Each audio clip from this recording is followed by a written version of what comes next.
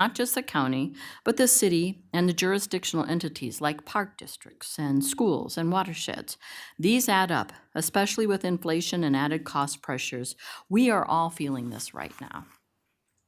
We also are operating under many unknowns in local government due to financial pressures we face giving potential cuts from the federal government. For these reasons, this is why I will consistently advocate for a fair tax levy from Hennepin County, and I will also fight for maintaining full access and continuity of services that we all rely on daily. I hope our residents will join as we dive into the county budget process between now and mid-December by tuning into your local budget hearings. They're exciting, I'm telling you they are, and engaging, and we welcome public comment.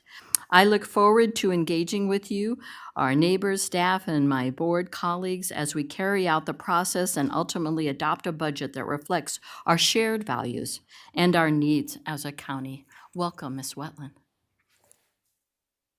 Thank you, Chair Gotell. Commissioners, thank you for the opportunity to present the Administrator's proposed 2026 operating and capital budgets. The proposed budget addresses the uncertainties we faced as an organization and reflects the careful, deliberate, and compassionate work of our staff across all lines of business. Our 2026 budget process began in earnest in January of 2025. Departments across all lines of business have collaborated, they've innovated, and they have made tough choices to reduce expenses without jeopardizing our commitment to serving our residents. We are in the midst of a multi-year strategy to manage financial pressures, and while the path has not been easy, our approach has been disciplined and our commitment unwavering. At its core, this budget balances foundational mission-driven services that continue to make investments in our communities, our infrastructure, and our employees. Next slide. Today, I'm proposing a 2026 county budget of $3.09 billion with a net property tax levy of $1.13 billion, an increase of 7.79%. The operating portion of this budget totals $2.73 billion, an increase of 7.2%, or $182.3 million from the 2025 adjusted budget. This budget invests over $1.38 billion in our employees, a 3.1% increase over the 2025 adjusted budget. Throughout 2025, we have been proactively and carefully managing our vacant FTEs and have slowed planned growth this year to enhance the sustainability of our staffing models.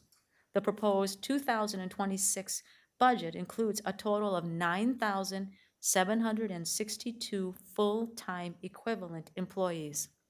That is a decrease of 249.7 vacant FTE positions from the 2025 adjusted budget.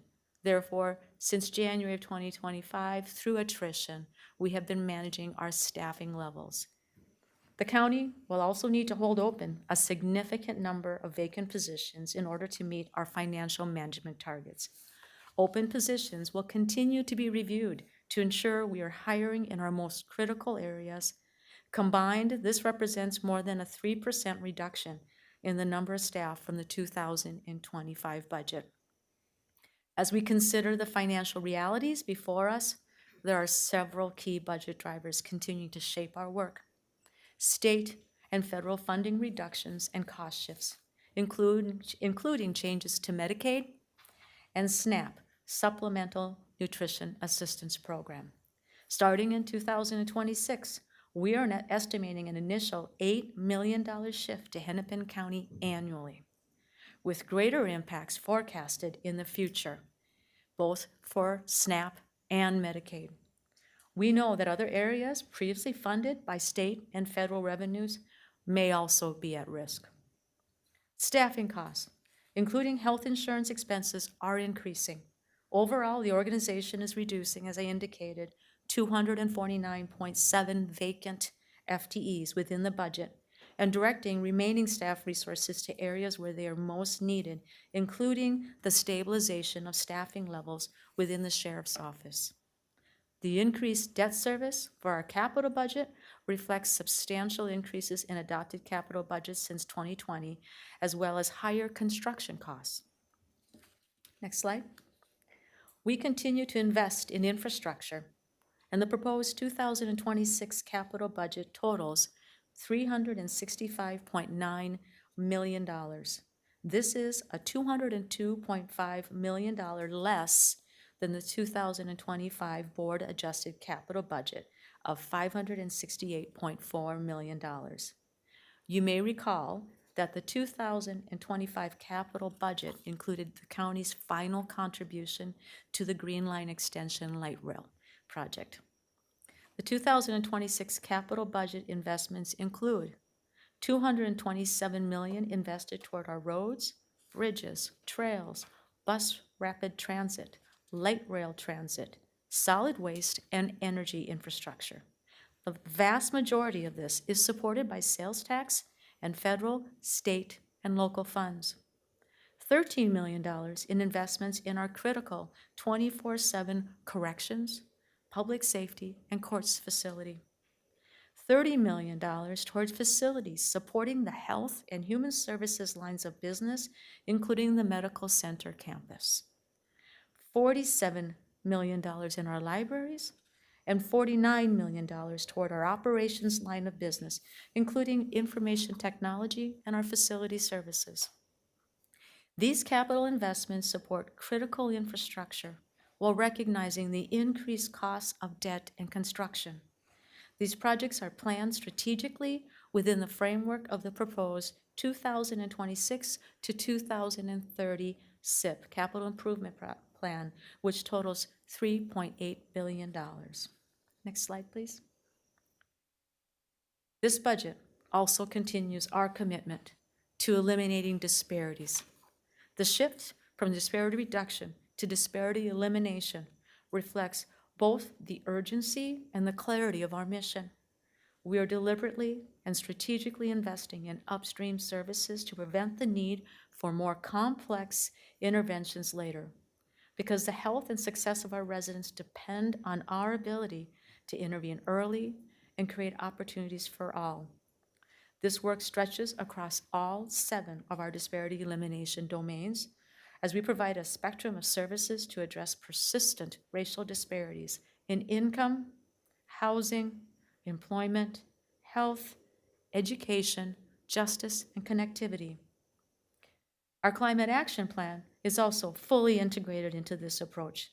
The impacts of climate change fall heaviest on those already experiencing inequities.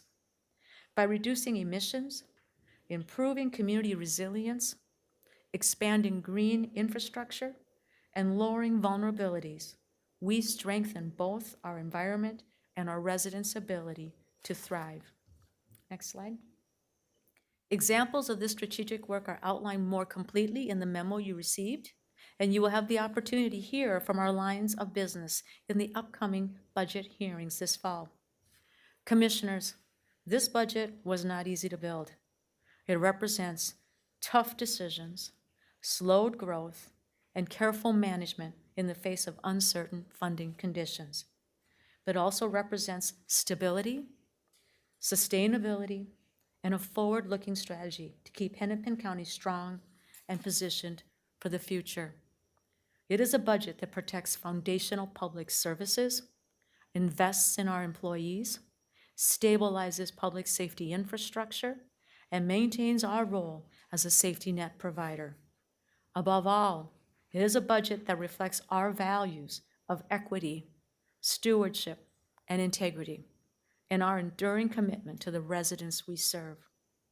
I want to express my gratitude to our employees who serve with compassion and professionalism, and to you, the Board of Commissioners, for your leadership.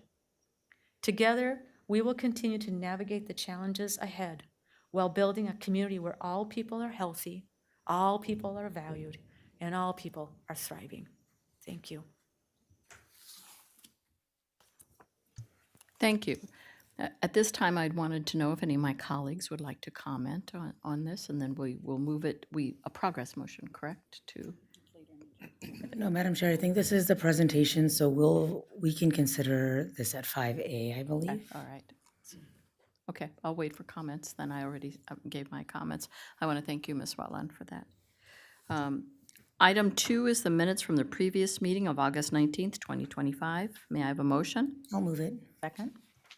It's been moved and seconded. Any corrections, changes? All those in favor signify by aye. Aye. Opposed, motion carries.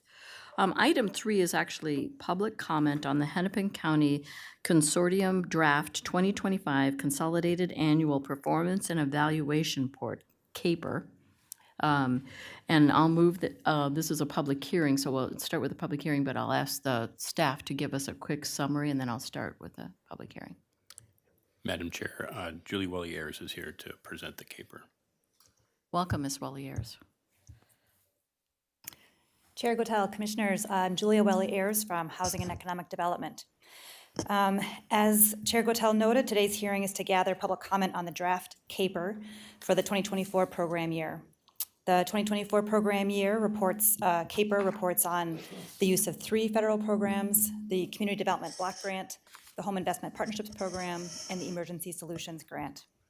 This program year was the final year of our 5-year consolidated plan, and we've met or exceeded our 5-year goals on many of our priority areas. This includes tenant-based rental assistance for human services clients, home repairs for low-income homeowners, and safety net services such as emergency assistance and tenant advocacy. We will continue to meet goals and benchmarks in the coming years as we spend out final funding for projects with longer timelines, such as creating and preserving affordable housing and supporting public infrastructure. We will accept written comments on the draft 2024 CAPER through September 25th of 2025. Beyond today's public comment, residents can also find the draft CAPER on the Hennepin County website at hennepin.us/CAPER, and comments will be included in the final version submitted at the end of the month. Thank you. And thank you for that. So Ms. Welliers already presented and everything like this, so we're just going to keep moving on, and we're going to ask for our callers to call in. If there are no callers right at the moment, then we'll move on. But the phone number that people can call in to comment on the CAPER report is 855-340-8151, and I believe that's up online. If you are watching at home, again, 855-340-8151. I just want to thank Ms. Welliers and her team for all the great work that they do on this. We get regular briefings on this, and then we hear at the budget all the incredible work that you do on this housing and the long-term and the short-term and the emergency types of programs that you work on with this. So just want to say my appreciation. And so we're waiting for callers. Is there anyone calling in at all? At this moment, we don't have any callers. We would welcome anyone who would like to call in. You have 3 minutes to speak. Is there anyone here in public who would like to speak to this? You can come up to the podium. Again, the light system is a green light. It starts your time. A yellow light illuminates at 30 seconds, and a red light indicates your time. Is there anyone in the audience? I'm not seeing anyone in the audience. I'll check again with staff. Is there anyone trying to call in?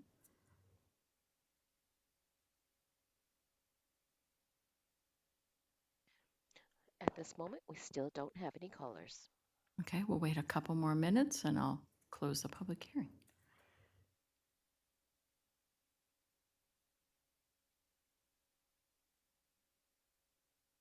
And this is the final call for anyone in person or on the phone who would like to call in. Is there anyone on the line? No, at this moment, there is no callers. Okay, so a motion to close the public hearing? And any other, there's no discussion. All those in favor signify by aye. Aye. Opposed? Motion carries, and that concludes the public hearing of this. I want to thank everybody for this. We have several items of some new business, but there are routine. The first one is routine item. Item 4A is to amend the principal agreement and contract to allow the receipt of state fiscal year 2026-2027 Youth at Work Funds and State Fiscal Year 2027 Minnesota Youth Program Funds. Do I have a motion? So moved. It's been moved and seconded. Mr. Rogan? Madam Chair, Nola Slaughter Johnson is here from Workforce Development to present on this item. Nola, welcome. Good afternoon, Chair, Commissioners. The Department of Workforce Development bars that are in front of you today are seeking to amend 3 of the principal agreements to increase the not-to-exceed amounts to allow for receipt of funds in order to serve youth across the county. The amendments before you are related to 2 programs, the Youth at Work and the Minnesota Youth Program. Both are governed by the Department of Workforce Development and deployed via our Hennepin Go program. Firstly, Hennepin County sought and received funding from the Minnesota Department of Employment and Economic Development for the Youth at Work program. Hennepin County was awarded $300,000 in this Youth at Work competitive grant to provide workforce development and training opportunities to 60 economically disadvantaged or at-risk youth ages 14 to 24. The Department of Workforce Development will partner with Brooklyn Park Economic Development Authority, so Brooklink, as well as Lutheran Social Services to provide career academies covering work readiness skills, career exploration, and soft skill development. In addition to these academies, 10 individuals will be able to continue in their journey for internships. So we're looking at paid internships, 5 individuals each year for 2 years. These changes are reflected in the amendments to the contracts with the Brooklyn Park Economic Authority and the Lutheran Social Services. As it relates to our Minnesota Youth Program, Hennepin County provides workforce development services to youth. This is done by ensuring opportunities for career exposure, skill development, internship, externship availability, coaching, and wraparound supports. We seek to increase the NTEs with Brooklyn Park Economic Development Authority and Tree Trust contracts to cover the receipt of these Minnesota Youth Funds to continue providing services within suburban and Carver County. Under both programs, we anticipate serving a total of 512 individuals in 2026. Thank you, Commissioners, for your support, and I'm available if there are any questions. Colleagues, do you have any questions or comments? Commissioner Conley? Thank you, Madam Chair. Just a comment. I'm always thankful to see these grant funds come through.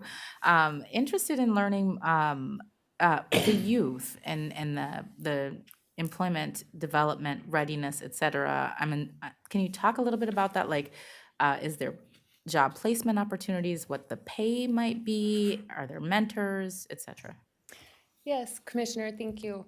As far as the internship and externship opportunities go, we're really leveraging Hennepin Go. And so last week, I think there was an opportunity for folks to learn a little bit more about what we're doing with our growth opportunities and the career expos that we've been hosting.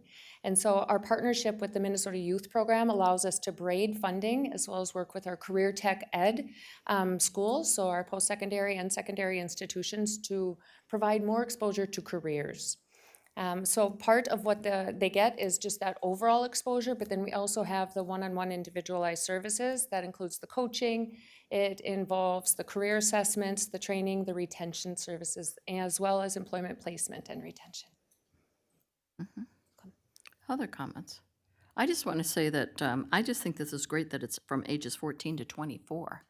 You know, we don't realize, you know, a lot of people age out of our foster system and everything like this and struggle a lot with this. So this is a group that we need to tackle more. So just kudos to the great work that you're doing. All those in favor signify by aye. Aye. Opposed? That passes. Thank you. Then we have some items for discussion and action. Item 4B, schematic approval for the Penn Lake Library renovation project. The contract with Rohr Schmidt Architect LLC for architectural engineering services. The contract period is September 29th of 2025 through September 15th of 2028 with a not to exceed of $460,425. So can I get a motion on this? So moved. Second. It's been moved and seconded. Mr. Rogan?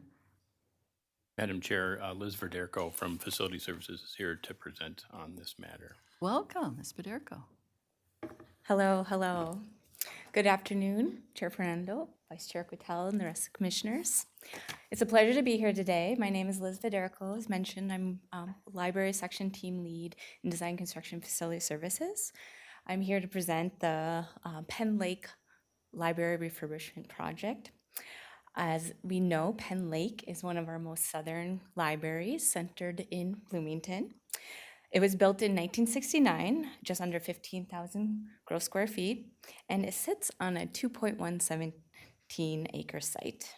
The facility has classic features of this era with a full perimeter brick facade with some step detailing. Some would describe this as fortress-like, while the interior boosts a warm wood exposure to glulam's decking and columns.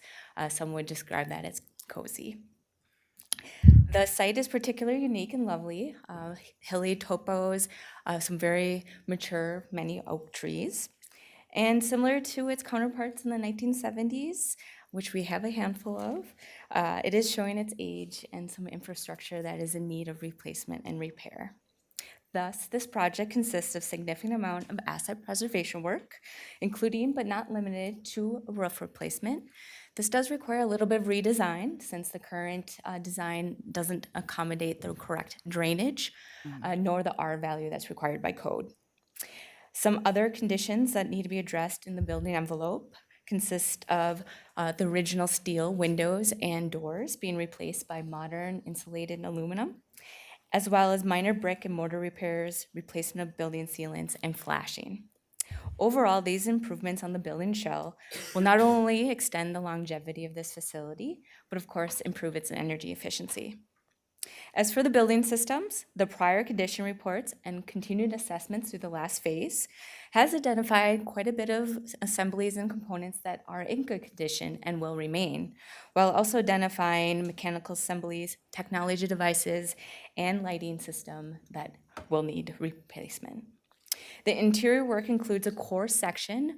The project team identified like a spine, that's also identified in your executive summary, where the majority of the interior work will consist of. This includes a reconfiguration to include larger accessible restrooms, also the study rooms as well. In that same area, there's the shift in the central service center desk. This is in tandem with another feature that's popular in this era, which was that attached larger conference room and then 2 entry points for the access. So overall, that reconfiguration will open it up, welcome, overall continuity, also has relationships to the lowering of the shelves, which then also improves the sight lines, but more importantly allows daylight to get further into that core that I referenced. Worn finishes will be replaced and furniture will be a mix of refinishing those that are feasible, but then also complementing with some new that are more ergonomic and flexible. The site work is also planned, which is a major part of this scope. There's a deteriorating and steep rear parking lot that needs to be addressed, as well as improvements to the main parking lot and its adjacent features, including sidewalks, planters, and that play area. Stormwater management strategies are a big one here too, currently not addressed on site. So overall redesign to capture the majority of the rainfall that's experienced, along with some regrading so that we can address the current water infiltration that the building's experiencing. And I must note, care and protection will be done with those trees.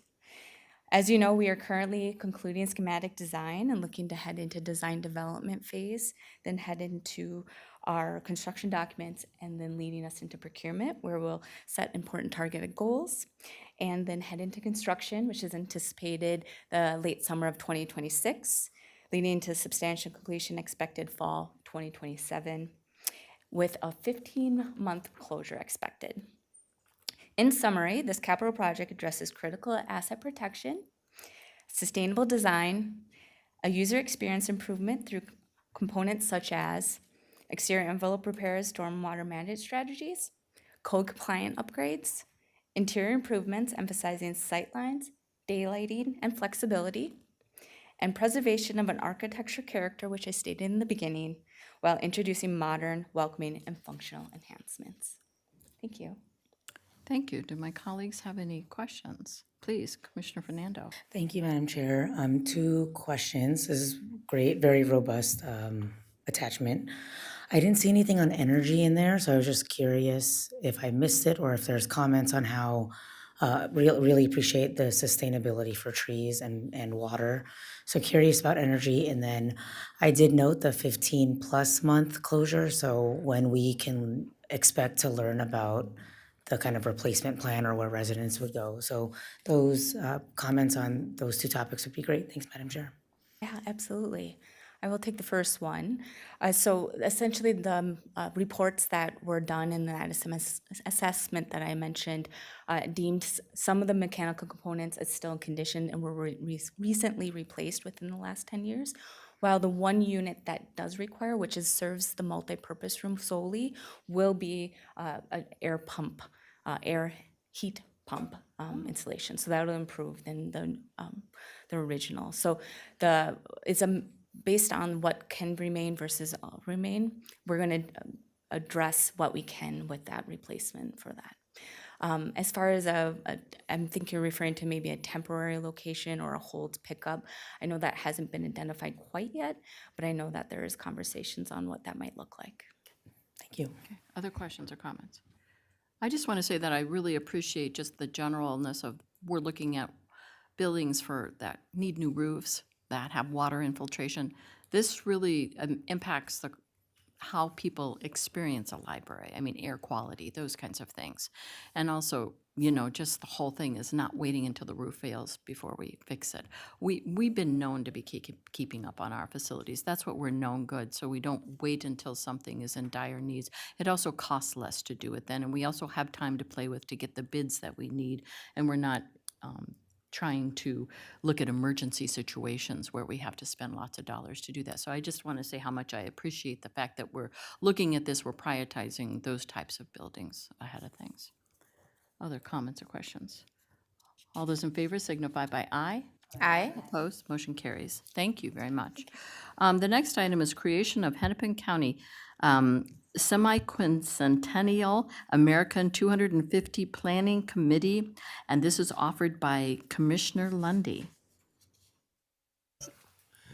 Thank you, Madam Chair. I'm glad you said that because I'm just going to say the 250th. I just want to bring this forward. Next year is a momentous occasion in American history, the 250th. I was around in for the 1976 one, which is amazing because I'm only 39. And so it was a time, I think, of people coming together. And I feel like, the events of the summer recently, we seem to be really good at tearing ourselves apart and finding ways to not be unified or even agree to disagree with the most honorable thing I think one can do. And so I think, as this moves into next year, there'll be federal committees, there'll be state committees, there'll be city stuff, there'll be celebrations, there'll be observances that may not be celebrations of the founding of this country. And that's fine, because I think that's the heart of what is America, is that we allow people to observe and believe and say things that as they see them. And I think that's a wonderful part. The last part I just want to say is, it's wearing. I think everybody feels it, that the events and the anger and the yelling back and forth. And, this country is not perfect. We are humans, and by definition, we are imperfect. But I think that one thing that we can do is just celebrate where we can, allow people to observe however they want to. And this committee is really just to help harness that, support people, identify those opportunities, and just identify if communities are having observances or celebrations, that we are just here to support their work. And because it is a big deal. And if you're a student of world history, not every country makes it this far. And hopefully we have many more years to go. And so I bring this forward for consideration. Would you like to move it, please? I will move it. I will second it. Other discussion? Mr. Rogan, did you have anything to add to comments? Madam Chair, I would only add that it would establish the committee and then authorize or direct the county administrator to appoint members to the committee and to coordinate, as Commissioner Lundy said, with other organizations. Well, we'll look for updates then. This sounds wonderful. All those in favor signify by aye. Aye. Motion carries. We have several items in the addenda. Item 5A is to set the maximum 2026 property levy and proposed 2026 budget. I'll move this. It's been moved and seconded. Is there other, okay, we're going to go down the line then. Commissioner Edelson and then to Commissioner Fernando, and then Commissioner Lundy. Thank you, Madam Chair, and to the County Administrator. Thank you for proposing this budget. With some of the projections that we had a 6% projection with some of our cities. I have just requested, I sent an email to Mr. Rogan requesting that we have the updated numbers for our cities so that we can follow up with them. And so I just would, hopefully we can get that to them this week. Thank you. Okay. Commissioner Fernando. Thank you, Madam Chair, and thank you to Administrator Wetland and to the thousands of people who contributed to the proposed 2026 budget. I extend heartfelt gratitude to all Hennepin staff for your leadership and service. Among countless competing priorities, each of which carry great value for our residents and mission, Hennepin staff continue to produce high-quality work in a careful, deliberate, and compassionate manner. Today kicks off the 2026 budget season for local governments across Minnesota. By state statute, counties, cities, and school boards must set the maximum property tax levy this month. For many of you following at home, you might know that I take this annual opportunity to talk a little bit about some of the words that we use. Tax is the government word for revenue. Taxes are how we deliver services to residents, respond to crises that affect our communities, and advance Hennepin's essential mission. Levy is the total amount Hennepin can collect via our taxes. Governments usually speak about the levy as the percent increase from the previous levy, which is not the same as individual tax rates for homeowners. I like to acknowledge this because there is usually some constituent or resident feedback, and a lot of this connects to the state, and so we thank you for your patience and really appreciate your contribution. The proposed 2026 budget works to maintain our workforce, support our communities, and invest in future generations. I'm grateful that the administrator's remarks highlighted what property taxes make possible and not solely the financial impact. I am sensitive to the seemingly growing burden on residential property taxpayers, and I'm eager to consider legislative platform priorities that may relieve property tax burden from residents in future years. But until new revenue tools are established, counties do rely heavily on property taxes to provide our services. I joined the county board in 2019, so this is my 7th cycle. It seems every year we find ourselves in unprecedented times. This year proves to be both unprecedented and unusual. We are in a time of immense financial uncertainty with federal and state cuts and cost shifts, unexpected and kind of not heard of before. The most daunting challenge from my perspective relates to shifts in Medicaid and Medicare. Governments, hospitals, and communities rely on these long-standing federal programs to treat children, elderly, and people with disabilities, to offer mental and behavioral health supports across a variety of settings, and to provide life-saving treatments for victims of gun violence, such as recent mass shootings.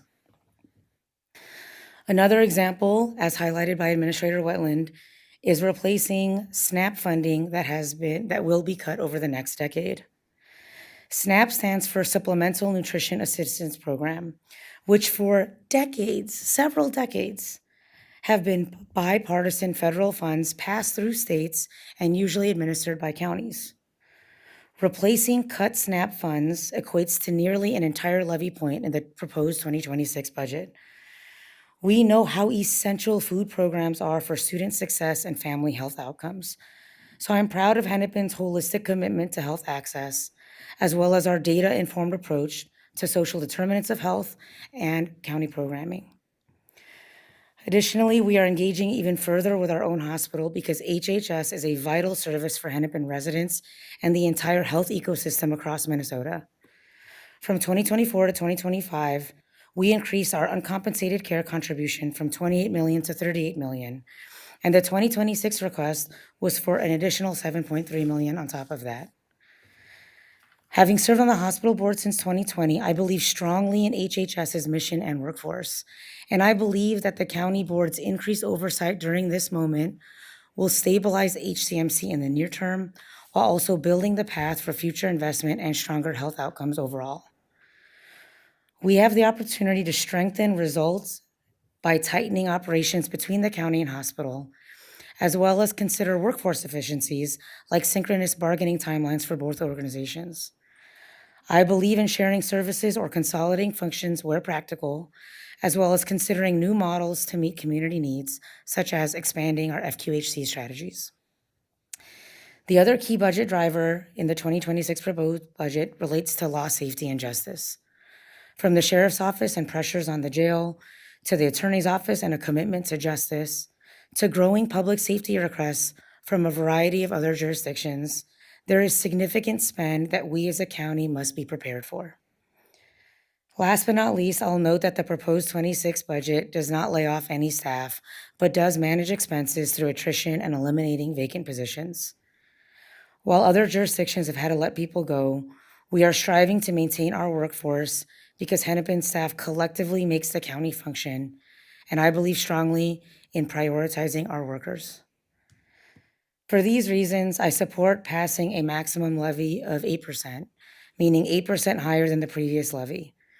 I appreciate the administrator's proposal of 7.79% levy increase, but colleagues, I prefer voting for a maximum of 8 to provide a bit of contingency in the event there are unforeseen circumstances throughout our budget process, or perhaps unforeseen circumstances next year, but I'm very eager to learn where others are at on that.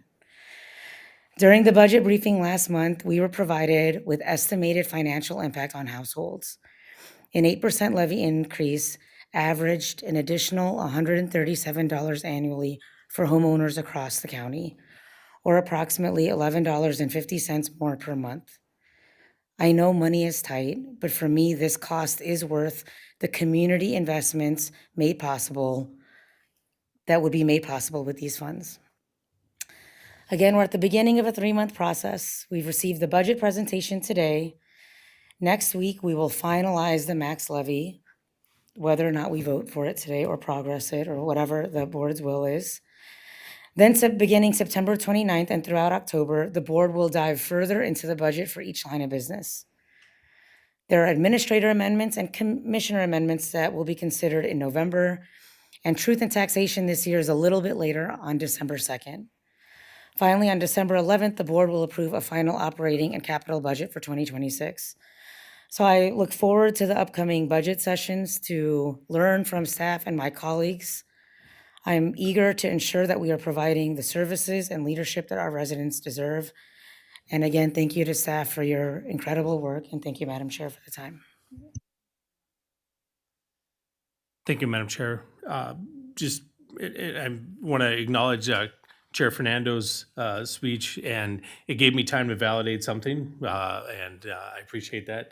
But I just want to, first of all, thank staff. Our budget process started January 1, and come January 2026, it'll start again. But we knew this was going to be a difficult year, and so, when it comes to, I don't want to say a soft freeze, hard freeze on staff, we have been building to this, and as you heard, I don't want to, celebrate that, but we're being very aware that the effects and burdens on taxpayers. And it's not just as we all feel it. Insurance costs are going up. No one can cover those. You have to insure your house. Those costs are hitting everybody. Myself, tuition increases. There's just, everyone feels it. We see things that are happening, and so we're not unaware that every bit matters. And so I think this process allows us to set the mark. And what I was checking on, it was the fact that you can go to the Hennepin County's website, look up property taxes, you can look up your property, you can see history. I think sometimes history is important because property taxes are your slice of the pie. And so depending on how much, I always say a good rule of thumb is if your house value increased higher than the median value, even if you had 0% tax levy increase, you'd probably pay more in taxes. And if it's less, you'll pay less. And so that's just a good rule of thumb that I've always used. And encourage that, whether it's county, school district, or that. What you can find on the Hennepin website is you can actually break down the taxes and see school district levies, voter-approved levies, special taxing districts. And I think all that is good information for people to look at. That doesn't excuse the total impact, but I think it's knowing is better than not. And I just wanted to highlight that information is there. And I want to thank staff for kind of putting back years. So you can go back 4 years and see your burdens on that regards. As you know, Chair Fernando and Chair Gotel mentioned, we take very seriously the money that we are taking from people, and we want to make sure that you feel there is value and that you are seeing what we can do to make sure that money you provide to us are being used in the way that we say it is, that it's being used efficiently and effectively. We've been working with, and I want to give credit to the Sheriff's Department, with them as they overcome some challenges on staffing, that it's in everybody's best interest. And we are making good progress, and I want to just thank the Sheriff's Office for the work that they've done. We are continuing to do that work. And as Chair Fernando said, we're continuing to dive into the hospital. And I just want to end with so many, you read about in the paper every week about clinics closing. You read about this all over the state. I would actually say that here in Hennepin, we have the opportunity to stand up for our healthcare system. So many places around the state don't have that opportunity, and they don't have the ability. So we are diving into that. We know the impacts, but we also know the impact if you don't have a hospital to go to, or if they're not available and not open to take you when you need it. And they have to be there to care for you. So with that, I'll just say I want to thank staff. I know there's more work to be done. There's lots of hearings. I would invite all the people who are want to know more, that you will see briefings, you will see information posted. You will see any of us up here that will have staff available if you want requests, and certainly welcome input on what you think is important for us. Thank you. Thank you. Commissioner Anderson. Thank you, Madam Chair. I think I want to start by saying thank you to staff and everybody in the organization who has worked over this last year to get us to this point. Hennepin has been a leader in so many different ways, whether it is through our preventative work to try to make sure that we are working upstream to prevent the worst outcomes, our disparity elimination, which saves money on the back end, our adult representation services. There are so many different pieces that we are investing in that save money on needed and vital services that our residents rely on. I know that this is an incredibly challenging budget to look at, to process, made harder by actions at different levels of government, at our state and federal level, that we didn't see the level of investment in our communities that we know is needed in order to maintain the level of service that our residents expect. I've been having meetings with my city leaders over this entire year, letting them know about the challenges that we are seeing being passed down onto local government. And we know that it is going to, that all of the services that our residents expect from either the county or our city partners are going to be made more challenging by the changes that have been made, particularly at the federal level. And I really appreciate the fact that we are doing everything we can to maintain our level of service. And yet I also know that there is likely to be hardship as a result of staffing freezes and looking at managing our budget through attrition. I think we all know that we're at a place where these decisions are going to be difficult, and I think throughout the next few months, we are going to be asked to find ways of trimming back even further while investing even more in other areas, whether it is in our Sheriff's Department budget or through some other components of our human services or transportation. I think we've done an incredible amount of work to get us to the point where we are right now. And I think our job over the next few months is to fine tune that as best we can and find if there's any opportunities. But until then, I think we have an obligation to try to make sure that we are preparing ourselves for success for next year and into the future, while advocating for return of investment that we haven't seen at the state and federal government.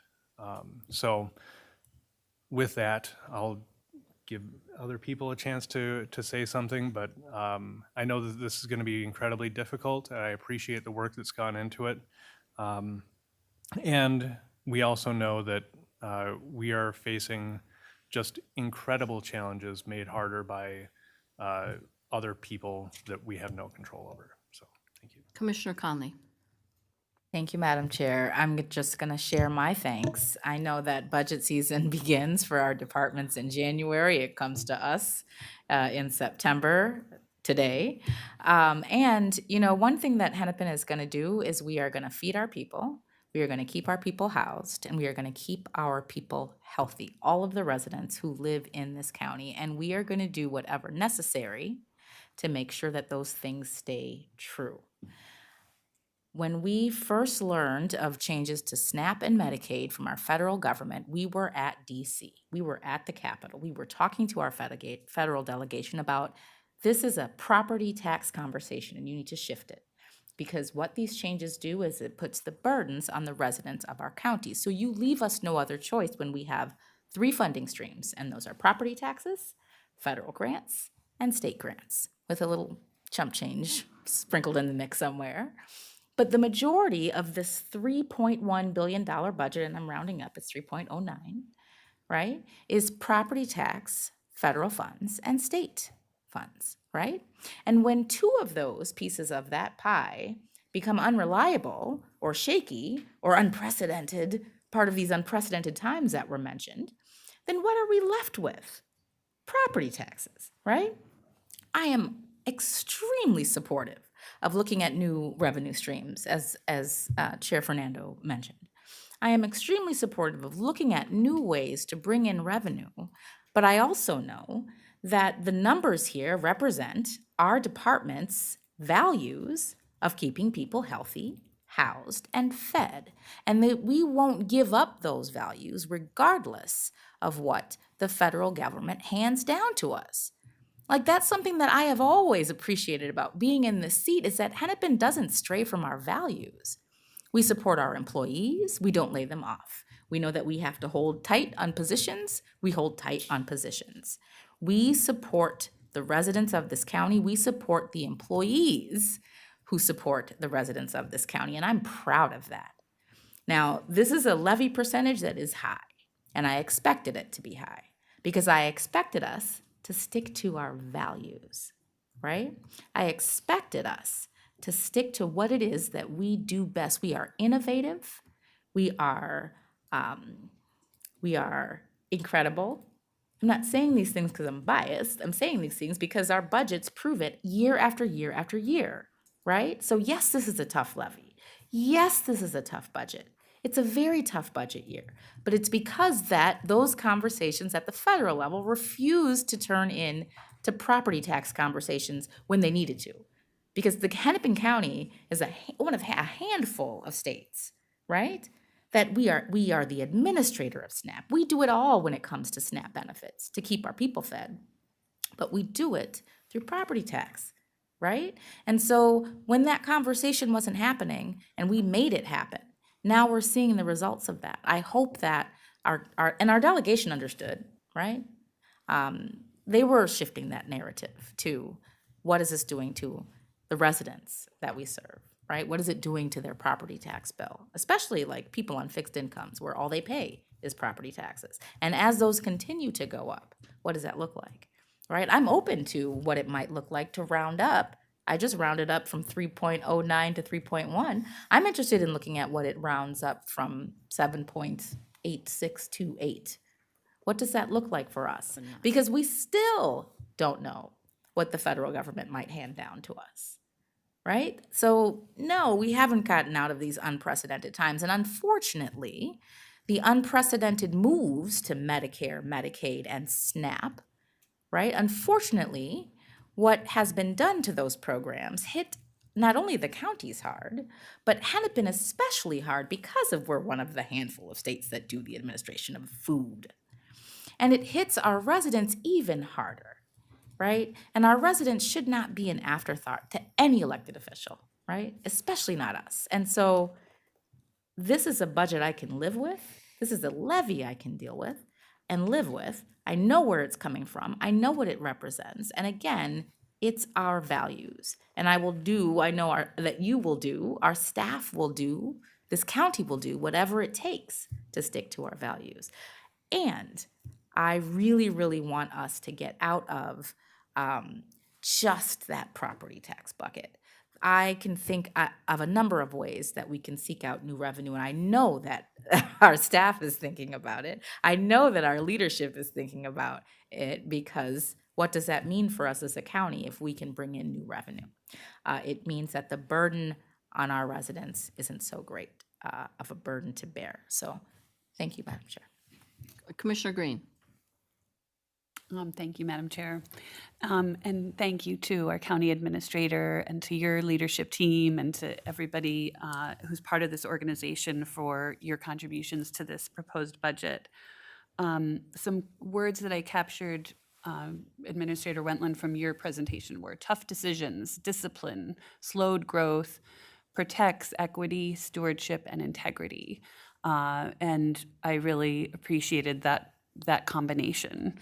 I think that administration has done an amazing job absorbing SNAP costs, holding departments to difficult targets, pushing in areas where spending was high in 2025 and where we think there's things we can sort of bring in and do better at, really diving in on HHS and what's going on there and how we can, of course, guarantee its future.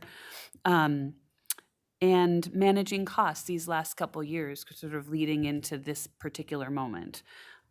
So thank you for all of that. That's sort of the sum of my remarks. And I just want to say thank you. I'm looking forward to this season of work with you and with colleagues up here as well. And of course, residents. Look forward to engaging with residents on all of this. Commissioner Edelson, you wanted to add to the conversation again.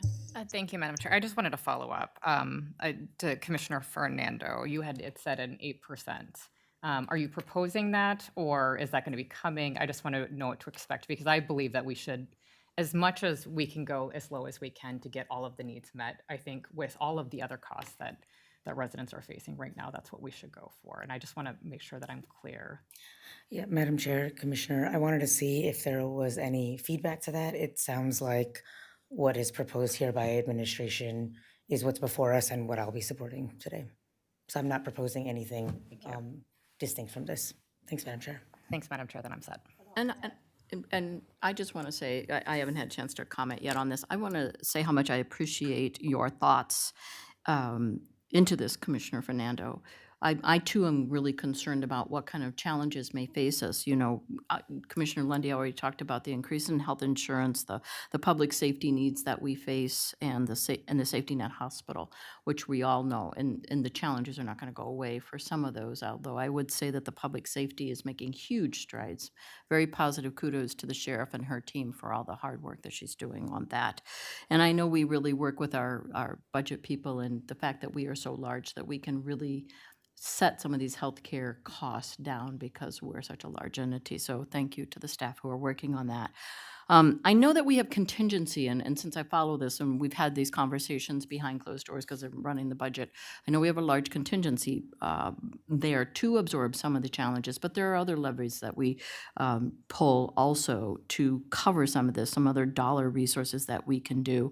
We do have other buffers, and I'd like to ask Administrator Wetland if she would just talk about, because we've had to use these before, what are they, where are they, and how much can we garner from them? What does our buffer really look like?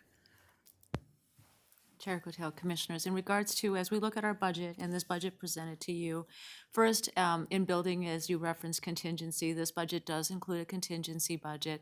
The contingency is approximately $10 million that helps to account for variables that occur, as you're well aware, throughout the year as changes happen. In addition to that, there are other budget strategies. Our OBF team, our finance teams in all of our lines of business work very closely with leadership to assess what their budget needs are and what are the variable expenses that occur. So as I indicated, this work will continue throughout the budget. And so whatever that budget, our areas will be working to manage those expenses and costs. As you're familiar with, for an example, the Human Services Fund 20, there's a lot of work occurring in that area as they look at the expenses and revenue strategies. There are extensive revenue strategies, Commissioner, that is occurring and will continue to occur to help offset what we see are the upcoming fiscal shifts and cost shifts that are occurring. So there are multiple strategies that are occurring, and it varies based upon the line of business and the department and their capacity. But in all of that, we are thinking through not only the broad contingency fund, but the contingency capacity within our different departments and lines of business. Okay, I want to thank you for that conversation.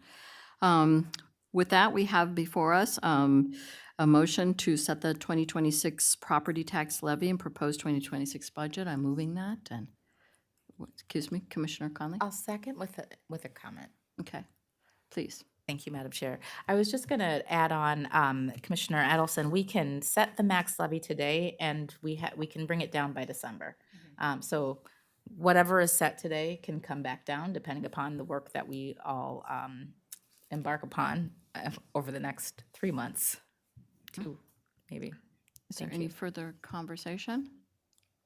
All those in favor signify by aye. Aye. Aye. We will see this next at the board meeting.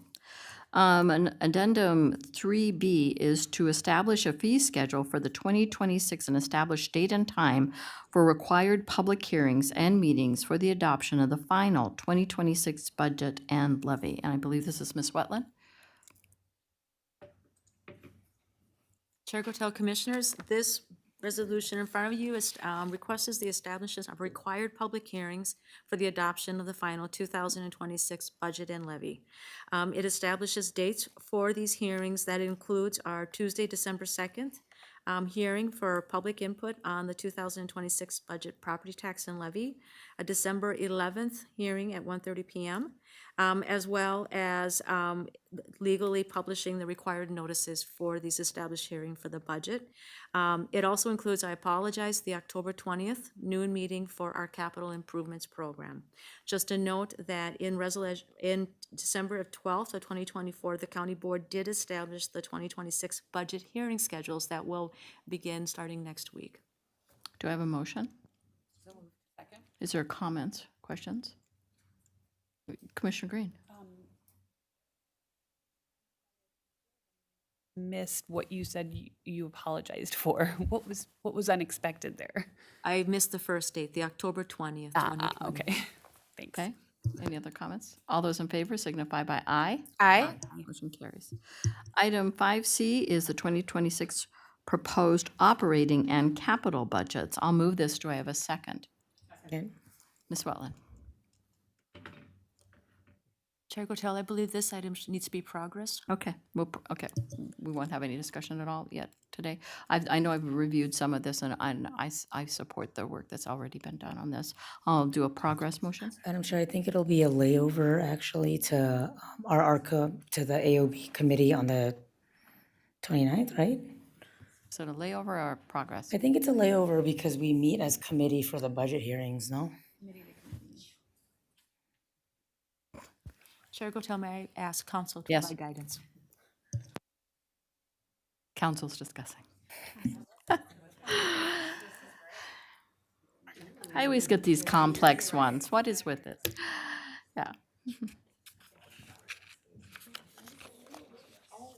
It usually is because we lay over from capital budget hearing to the next budget hearing.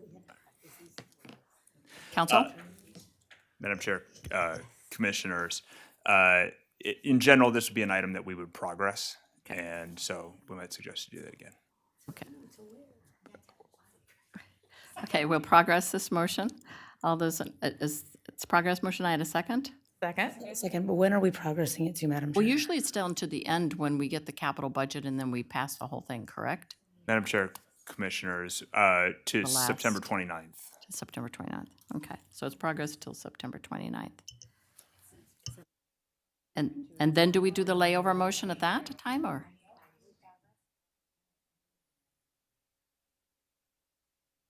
Oh, there's some more discussion going on.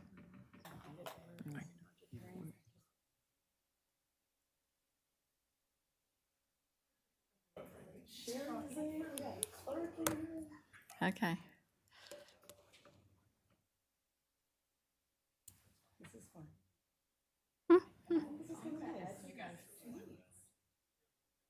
It's all these Robert's rules.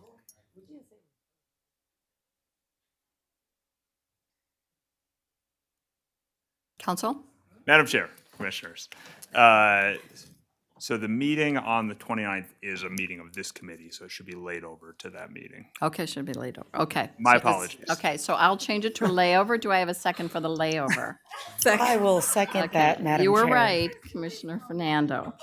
Any further discussion? Do we need we need to get a primer on Robert's rules. All those in favor signify by aye. Aye. Thank you. That concludes our agenda, believe it or not. I don't have any other craziness going on. So I will pass it on.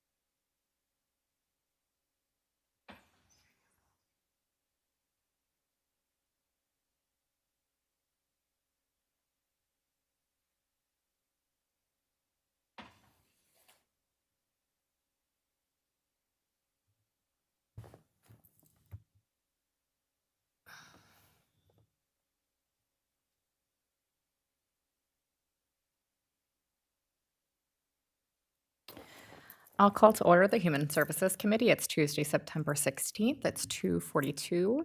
I'm Chair Heather Edelson. Our first order of business is to approve the minutes from August 19th. If I could have a motion? Move approval? And a second, thank you. And all those in favor, please say aye. Aye. The motion carries. We have one routine item before us today. I'll move to A before us. If I could have a second. Second. Great, it's been moved and seconded. I will now read this into the record. Item 2A is a human service and public health resolution, including contracts and amendments to contracts with providers. More information is outlined in the Human Service and Public Health Contract Report attached at 2513. Committee members, do you have any questions? All right, this is all routine, so that makes sense. With there being no further questions or comments, all those in favor, please say aye. Aye. All opposed? The motion carries. That concludes the Human Services Committee. We are adjourned.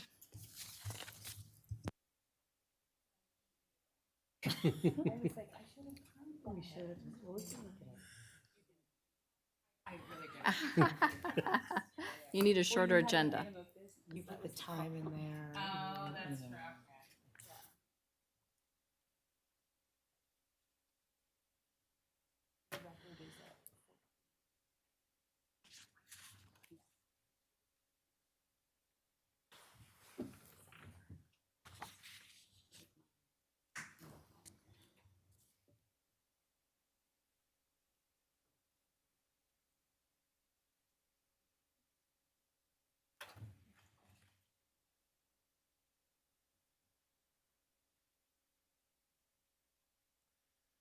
I'd like to call to order the Law, Safety, and Justice Committee meeting for today, September 16th. We have a few items on the agenda. First up is the approval of the minutes from August 5th. If I get a motion, a second. Moved. Second. We have a motion, a second. Any changes, additions, corrections? Seeing none, all those in favor say aye. Aye. Opposed? Motion carries. We have three routine items. If I could get a motion, move all three. I'll move the block. Second? We have a motion to move 2A, 2B, and 2C. 2A is an agreement with BI Incorporated to provide electric home monitoring services for community corrections, 10/125 to 9/30/30, not to exceed amount of $9,200,000. 2B is an agreement with the state of Minnesota, Fourth Judicial, for DW Court Program Probation Services, 10/125 to 9/30/26, $2,003 receivable. And 2C is an agreement with the state of Minnesota, Fourth Judicial District for Treatment Court Testing and Monitoring Services, 10/125 to 9/30/26, $28,000 receivable. Does anybody wish any background? Yes. Commissioner Conley? Thank you, Mr. Chair. I'm particularly interested in item 2A, which is the 9.2 million to BI Incorporated. Good afternoon, Chair, Commissioners. I'd like to invite Mary Ellen Hang, Director of Community Corrections and Rehabilitation, to provide background on this agreement and to answer any questions. I thank you, Chair, Commissioners. I'm Mary Ellen Hang, Director of Department of Community Corrections. This is an agreement with BI Incorporated. They've been our vendor for a while to provide the electronic home monitoring equipment that we use on the clients that are ordered to home monitoring. Electronic home monitoring is used as a community-based alternative.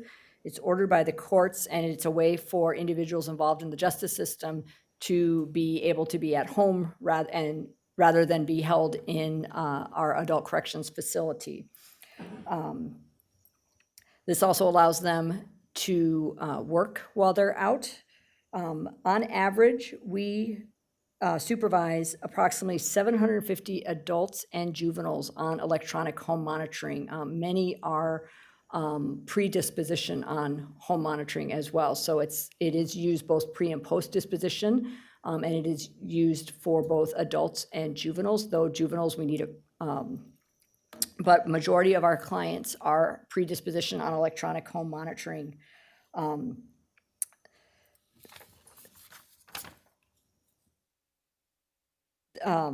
I don't know if there's any specific questions you had, Commissioner. Sorry, it's been quite the day, so I'm a little discombobulated. I'll just be honest.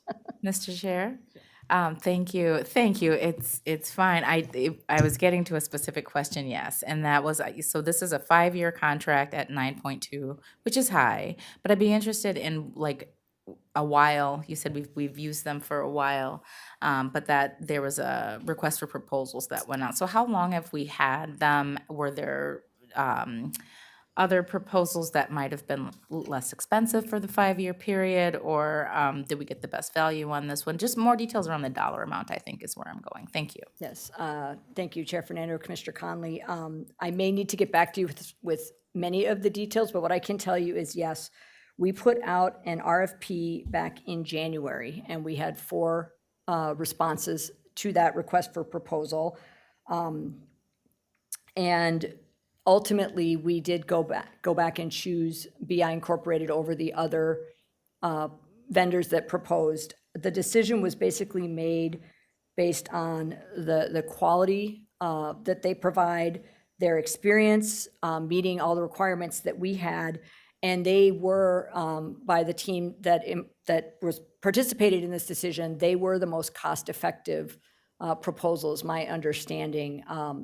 They were able to really give us a fairly good deal, seeing as how electronic home monitoring is something that is increasing, and we are finding more and more clients being placed on it. We were looking both for quality of the equipment, the reliability of the equipment, and cost effectiveness, but we are seeing an uptick, and we imagine that's going to continue into 2026 and beyond. Any other questions or comments? I just had one question. I think it's something, a homework question, I'll put it that way. I'm interested, I hear public will ask about electrical monitoring as not being safe. Is there, could we get follow memos is where I'm aiming for, about people who violate electrical monitoring or they cut them off? Because I hear that, they're just cutting them off. They're not paying attention. And so data is more important than hearsay. And so I'm just curious how often that happens, and is that something that we can just get provided to us later? Chair, Commissioners, that's something we can follow up with the board and provide the follow-up information as it relates to EHM, both pre and post adjudication. I appreciate it. Thank you. Seeing no further requests for background information, we do have this motion is for 2A, 2B, and 2C. All those in favor say aye. Aye. Opposed? Motion carries. And with that, the agenda of the Law, Safety, and Justice Committee is complete, and I'll declare the meeting adjourned.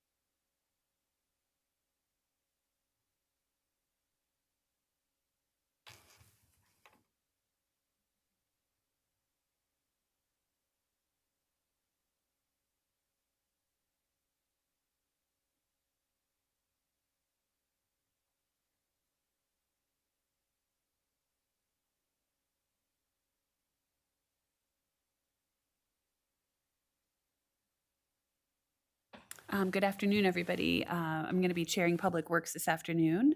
The first item on our agenda is to approve the minutes from our previous meeting. And I'm sorry, I do like to say the date. Today's September 16th, 2025. And our previous meeting and the minutes are from August 19th, 2025. Is there a motion to approve? So moved. We have a motion from Commissioner Fernando and a second from Commissioner Edelson.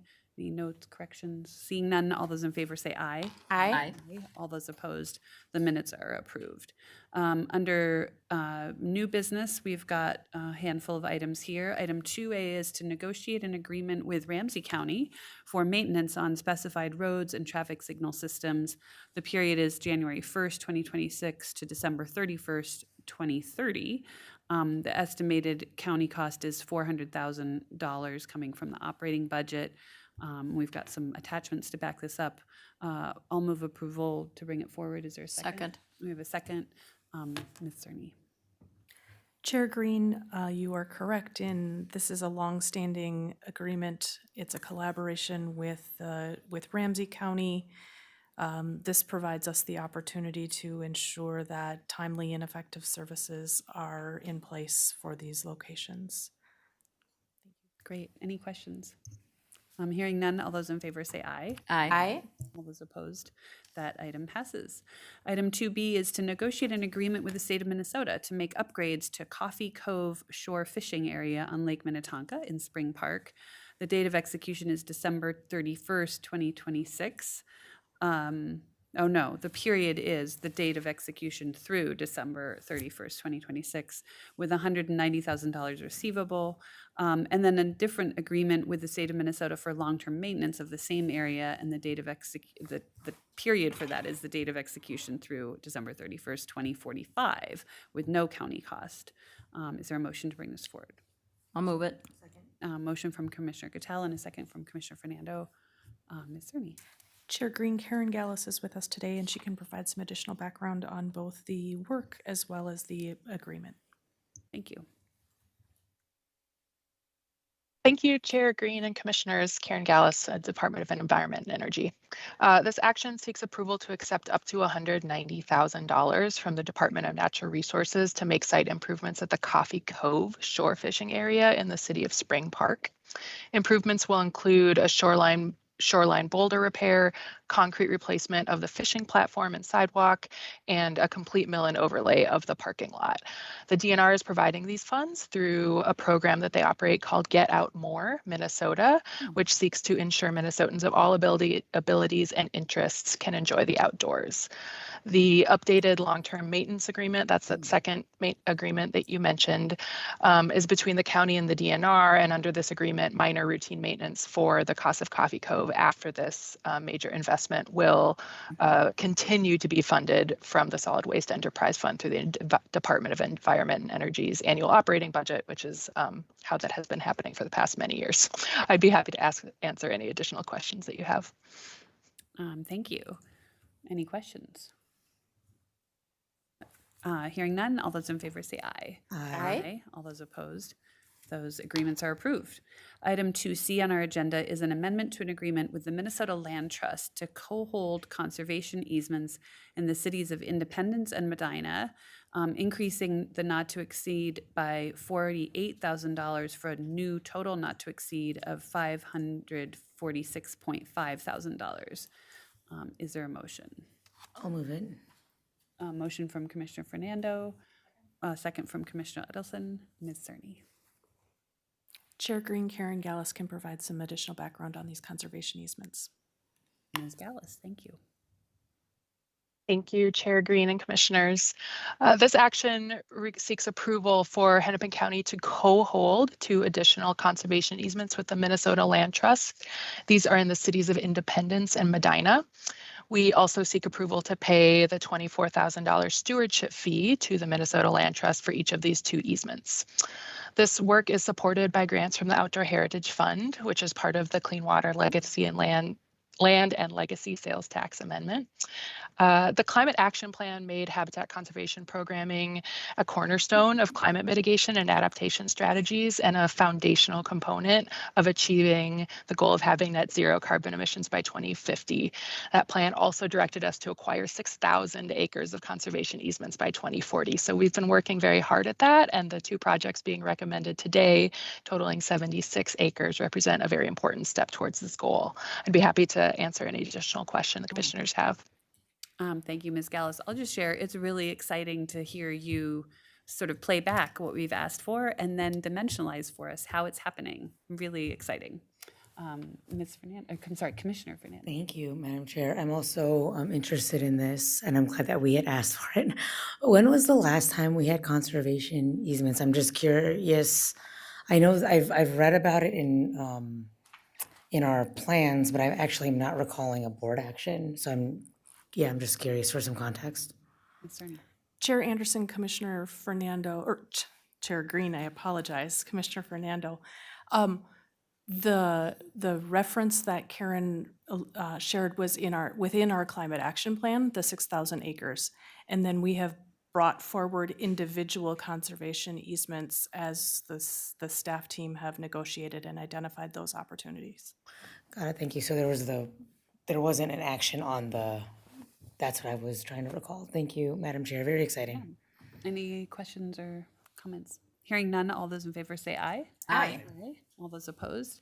That item passes. Item 2D on our agenda is amendment number 2 to an agreement with Kimley Horn and Associates Incorporated for final design services for Lindell Avenue South reconstruction, extending to December 31st, 2028, and increasing the not to exceed by $1.7 million for a new total not to exceed of $3.79 million.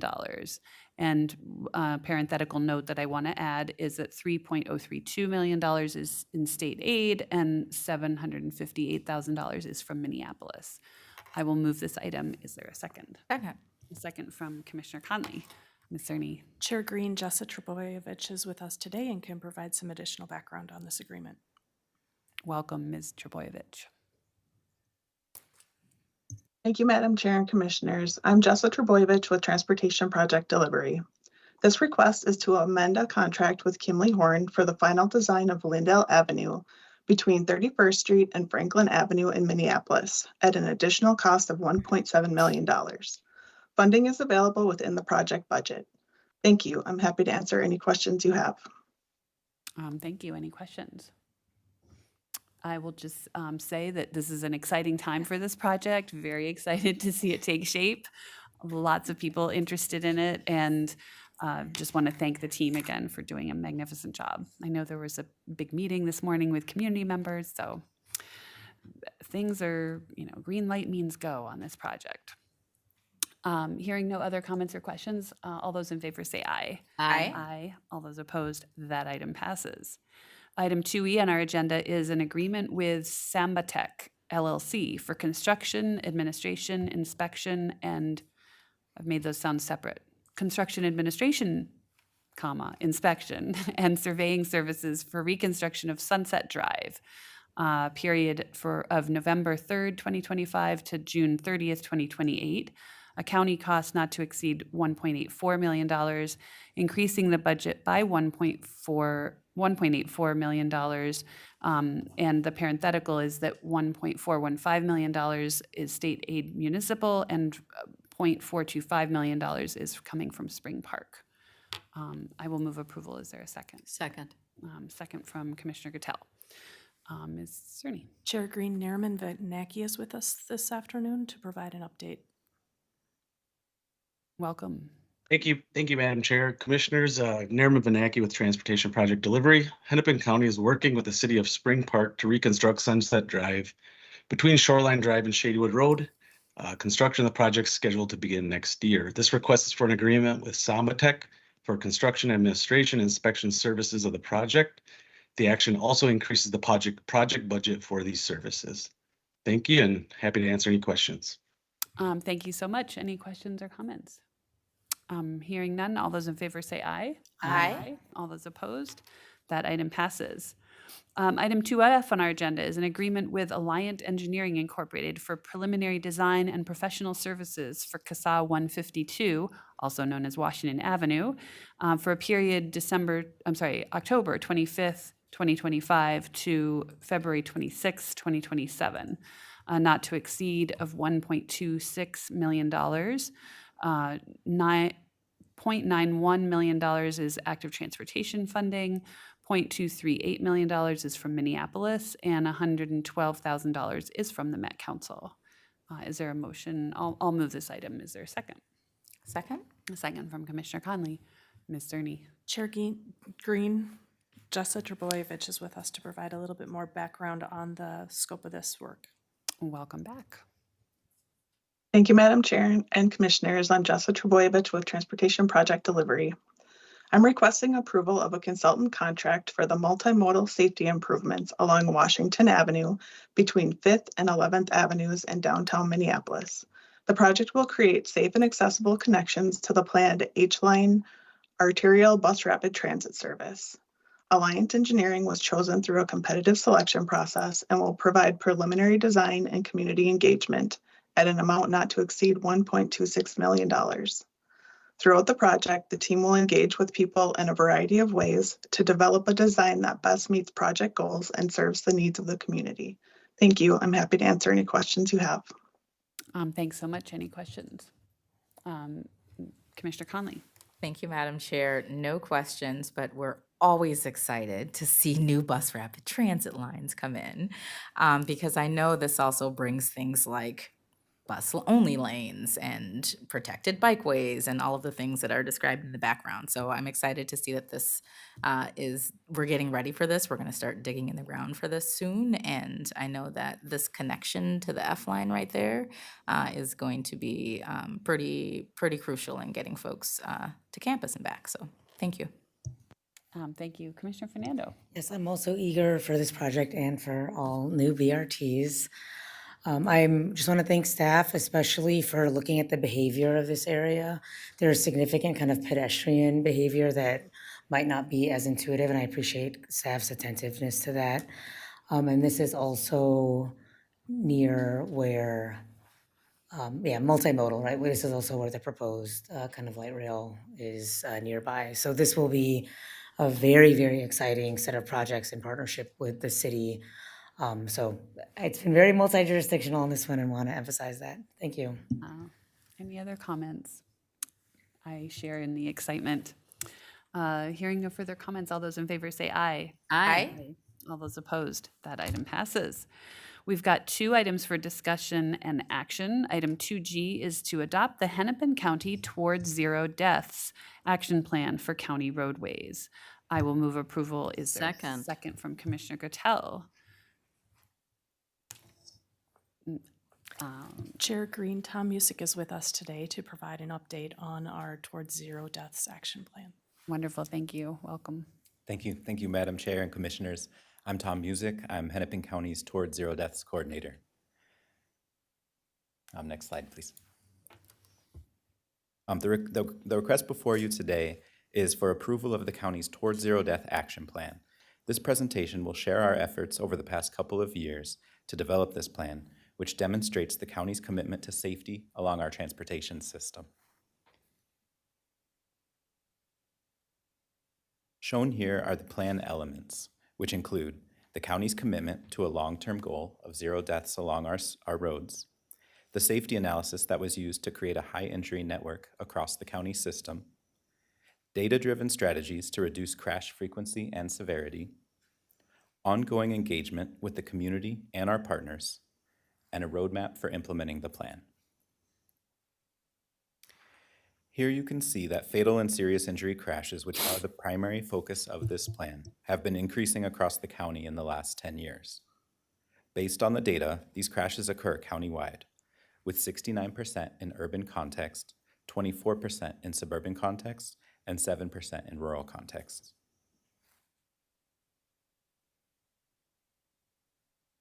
A key element of the plan was to develop our high injury network. The network identifies county roads with the highest number of fatal and serious injury crashes. This was developed countywide in urban, suburban, and rural contexts.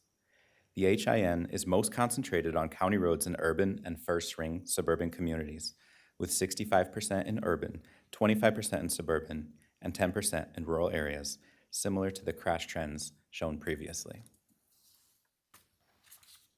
The TZD plan includes robust engagement with the community and stakeholders. One way we are engaging is through in-person connections, attending community events, conferences, schools, fairs, neighborhood gatherings, and project meetings. We also are using social media and online tools to reach a wider and more diverse audience. We use the county's Be Heard Hennepin website to host a multilingual online survey and interactive map, and we've received more than 1,400 responses to date.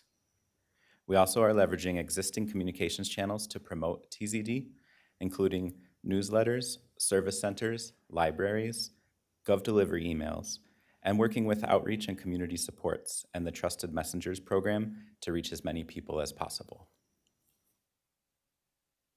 To achieve our ambitious 0 goal, it will require partnerships and collaboration with the 5 E's of traffic safety. This is much more than just an engineering response, and no one of these can do it on their own. Many of the strategies identified in the plan focus on engineering, designing roads to prevent crashes and reduce harm when they do occur. We also include strategies focusing on the other E's: education, enforcement, emergency response, and engagement for a comprehensive safety approach. We appreciate your support and collaboration on the development and implementation of this plan. And as we begin implementing this plan, we will continue to pursue safety funding to make improvements along the high injury network and throughout the county transportation system. We will continue community engagement and collaboration with our partners from the 5 E's to promote and enhance safety. And we will create a county TZD website with fatal and severe crash data to monitor and demonstrate progress. Thank you very much for your time, and I'm happy to answer any questions that you have. Thanks so much. Commissioner Gotell. I just want to make a comment. I'm really excited to see that we're going to have a dashboard and that we're actually going to track this and we're going to be able to see this. And I'm sure there'll be a level of detail, which I'm really looking forward to, because sometimes I hear about this. I sit on the tab and we talk about safety all the time, and we always get a report every month about the crash and injuries.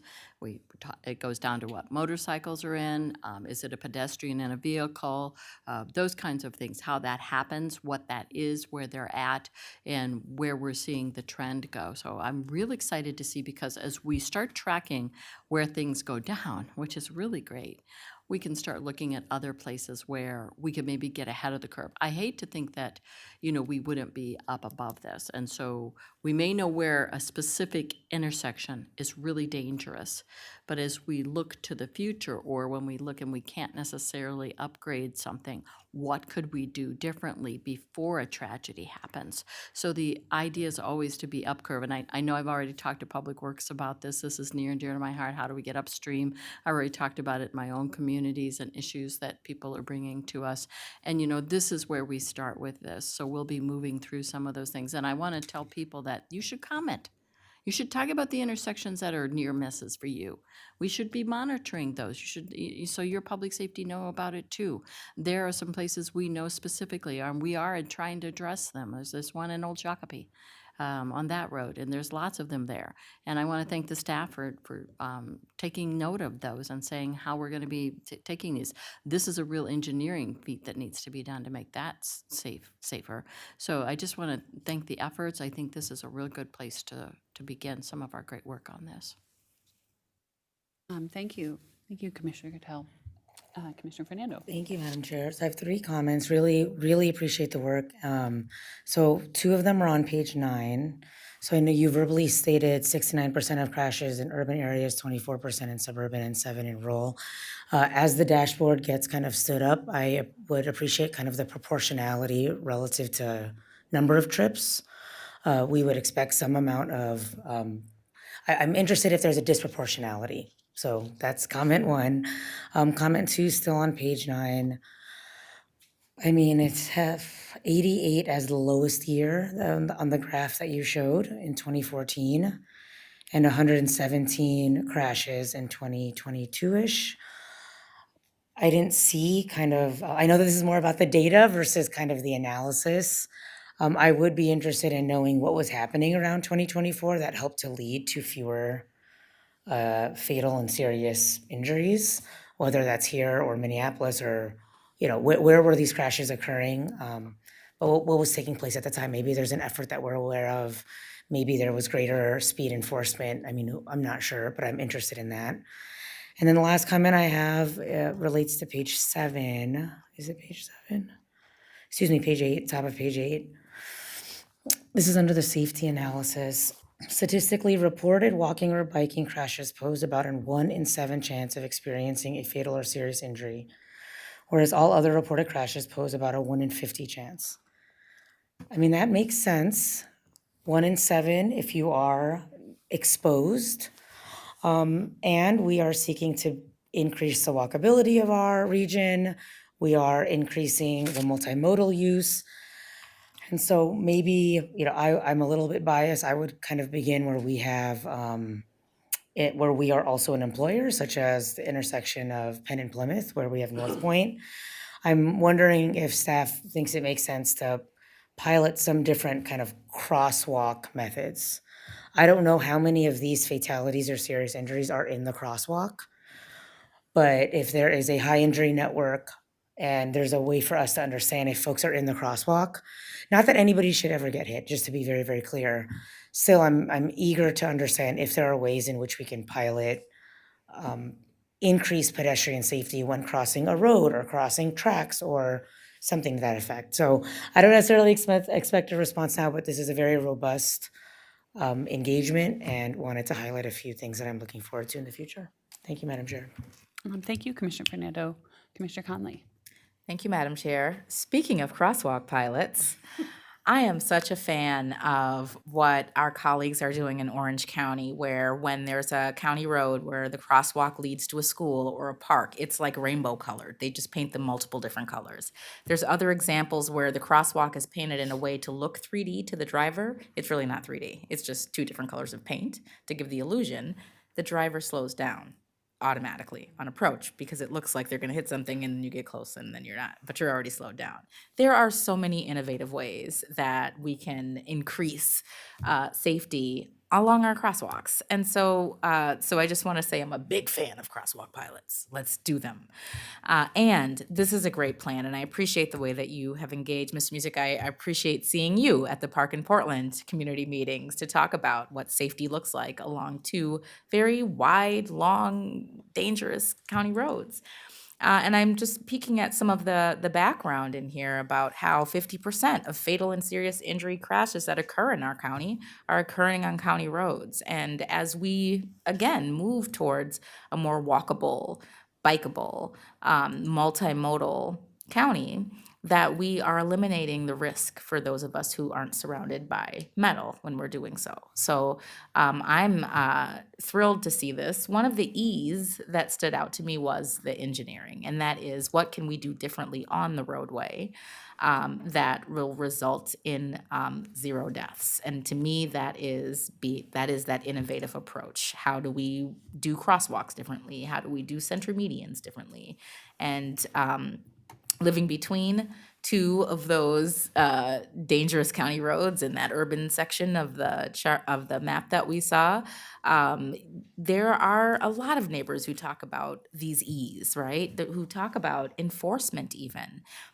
You go down, I'm going 30 miles per hour on Park Avenue to get to the government center, and people are flying past me, right? We're going to get to Park in Portland in 2027. We're going to get some major, I'm like, every time I come in, I'm like, I can't wait until they get to slow down or have to. But I'm always asked about whether or not we enforce speeding on county roads. And I think my response has been that's MPD or something like that. But can you speak a little bit to enforcement? Because when you're going 50, 45 in a 30, come on. I know that I've seen like there's like the flashing, you're going too fast. But like what does enforcement look like in a toward zero deaths plan? Thank you. Thank you, Commissioner. Yeah, I appreciate that. And you're right, it's an important component to this. You know, engineering can take us a long way toward improving safety. It doesn't take us the entire way. So one of the other major pieces of that is enforcement, especially when it comes to excessive speeds, which you're kind of indicating. So you're not necessarily the people going 36 or 37 in a 35, it's the people going, maybe they're going 50 plus. And we know that puts everybody at risk, and especially those vulnerable road users. We have developed relationships with law enforcement throughout the county, and we're trying to continue to do that, to create that dialogue, because we're looking at the roadway system, we're seeing the crash data, officers are out there on the street every day, and they can relay the things that they're seeing, not just in terms of crashes, but also in terms of speeds. And that conversation about enforcement is really important, in thinking about ways that we can continue to let people know, it's just not acceptable to go excessive speeds, especially. Yes, please. Thank you. And I appreciate that enforcement is just part of this ecosystem of safer roads and getting to zero deaths. It's not the only thing, because I do believe that, road design in and of itself is what keeps us safer, is what keeps us going slower, and what might eliminate the need for that E in some areas, that E for enforcement in some areas. So I appreciate how much of a living document this is, and that you are continuing to engage communities, because if I've learned nothing else from the engagement with the Park in Portland safety improvements that are coming to us, is that communities will get involved. They will share where exactly the pinpoint the intersection that is the problem, and will want something temporary, so to speak. Just can we put something out there to make it safe now until the big project comes? So I just really appreciate the work that's gone into this, the work that will continue to go into this, because residents, I think, are the experts. The people that are using the roads are the experts, just as much as the engineers designing them are. So I appreciate you. Thank you. Thank you, Commissioner Conley. Commissioner Lundy. Thank you, Madam Chair. Just want to thank you for the report. I did want to highlight the enforcement, because it is absolute fact that police have pulled back on enforcement because they're trying not to pull people over. The problem is that only emboldens people when you're going 45 and a 30 and no one's paying the price. People will keep going. I mean, it's just a assumed thing. And so I think that's important. When we get we talk about deaths, but there's injuries. Do we get like a good idea of like excessive speed? Is it visibility? I mean, do we see those, and then do we share that back with the police? Because I think that, sometimes those things happen, and is that information being shared out? Thank you, Commissioner. Yes, good question. Yes, we do. On those police reports that we see, it will list contributing factors. So it might indicate speeding or impairment. Sometimes it'll indicate distraction. So oftentimes a contributing factor is included on that police report. Not always, and those officers who are on the scene, they're handling a lot, so they're at a scene, and they are the ones who fill out those crash reports that we ultimately see. But it gives us a good indication of some of the contributing factors that are the biggest reasons for those severe and fatal crashes. Okay. And my question, it comes from lived experience, Noble Parkway and Brooklyn Park. We always worked with the county at that time when I was mayor, and it was like, there's not as many crashes happen. And then we did a pilot study, and we found out there was a lot more crashes happening because they weren't being captured either in our data or the city or, oh, that's an insurance matter. So nowadays police are just like, yep, take it up with your insurance. So warning signs that, hey, this is a dangerous intersection may not happen because two cars hitting each other, that's an insurance thing. That is not a death. However, it may be symptomatic. And so it's just something I've always been curious about is just how much do we capture? To your point, police are busy. My wife got in an accident and basically the cop was there, okay, here you go, and gone because they were on to the next thing. And so it was left to the insurance. And if we don't see that information, we don't know that a crash occurred. And so is there ways to improve that? Because oftentimes I find out residents will tell us and we're like, the data doesn't back up what you're telling us. And then we find out later that they were probably more right than wrong. Yeah, I thank you, Commissioner. At our, we have an annual Towards Zero Death statewide conference, and at those conferences, oftentimes there'll be conversations between law enforcement and engineers who kind of speak to the point you're making, and the engineers will let law enforcement know those crash reports are really valuable in letting us identify high crash locations, because we do know, and again, officers are very busy, there's lots going on. So we know agency to agency, there's not always maybe a full picture of those property damage only crashes, especially. This report was based on injury crashes with a special focus on severe and fatal injury crashes. So we have confidence that we're seeing a robust report, in terms of the crash reports. We do know there's inconsistencies in those property damage only crashes, and we do try to let law enforcement know that it's I know it's a hassle. I know it'll take at least a few minutes to fill out that report, but ultimately that information really helps us understand even where the property damage crashes are, to help inform our future efforts and our future decisions.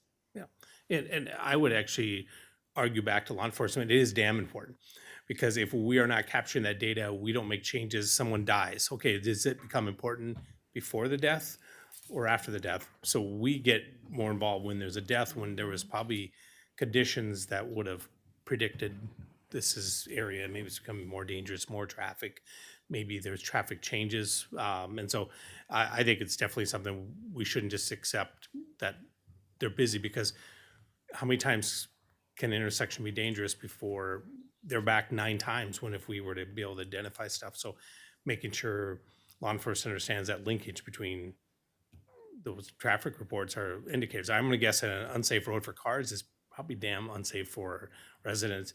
And the last thing I'll just say is just I think, to Commissioner Fernando's question about, and I think your point on county roads is higher speeds leads to more deaths. If a pedestrian is crossing Highway 252, good luck. I just mean that if a person's hit there, they're not surviving when cars are going 65 and a 55. And so those higher speeds, I think, do contribute. And I do think that's a very big thing. And, I think, especially I think of 252 where people are like, oh, we just want to slow stuff down. Well, that just drives that traffic into city streets, which then puts commuter traffic into roads with a lot more pedestrians, which I don't think people look at that as linking. So thank you. Thank you, Commissioner Lundy. I wanted to say a few things. First of all, thank you for this. Really excited about this body of work. I wanted to, and you shared this in one of the images on your slides, but page 16 in the report is the heat map, essentially. And it's devastating. And I just had to name it and make sure that we drew our eye to it. And I know that this is going to be an important part of how the work is guided. So thank you for that. I also wanted to echo some things that Commissioners Fernando and Conley said about pedestrian safety and so on. There's a lawn sign, there's actually a lawn, let's say, in my district that I drive by with some regularity, and I feel as though the signs that pop up on this one lawn speak to my conscience. And one of them that's up right now, and I'll get a picture of it for us, says something much smoother than I'm going to paraphrase here, but essentially, bikers and pedestrians have to make safety accommodations so drivers can continue to be unsafe. And yeah.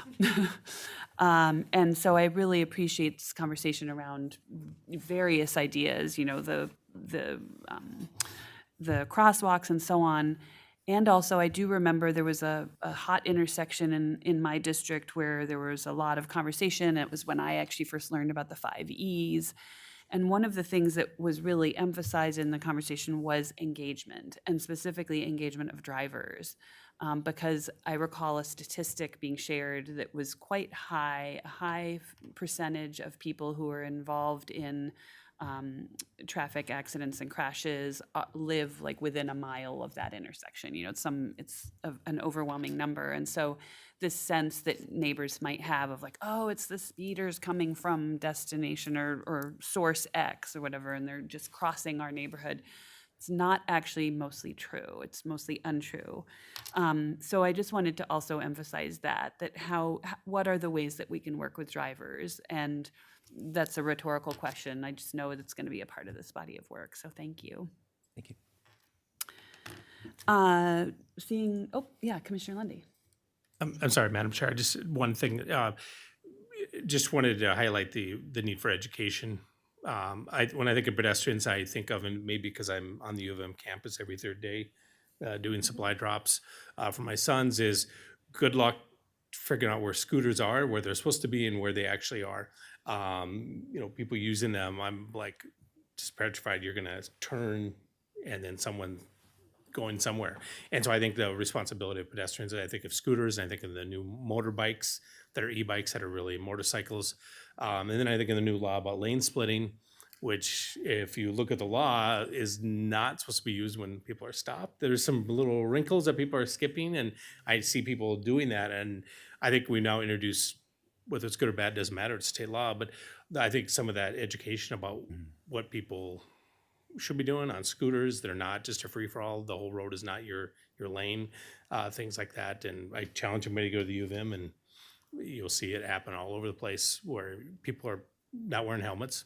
And so to that point, if I'm not gonna be on a scooter, I'll say my son is on a scooter, he gets an accident, is that a pedestrian or is that what is that classified as?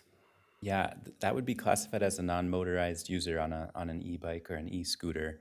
I know these are emerging. With these conversations, they're definitely pretty fresh, but that's how that would be classified in the crash reports. Yeah, because I see I think of UM because it's much more concentrated.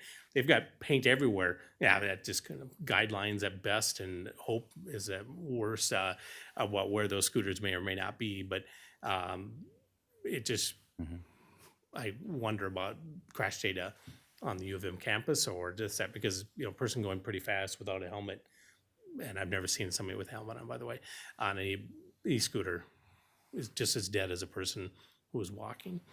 So thank you. Thank you, Commissioner Lundy. Commissioner Fernando. Yeah, sorry, one more thing. I forgot about the lane splitting law that I don't know if we want to think of like a public health kind of announcement on some of our channels. I grew up with lane splitting, and it's emphasized at a very young age how to travel safely with that. And so with a new law and new behavior, from a public health perspective, public health comms perspective, that might be a consideration for staff. Thanks. Thank you, Commissioner Fernando. Any other notes or remarks? Seeing none, all those in favor say aye. Aye. Aye. All those opposed?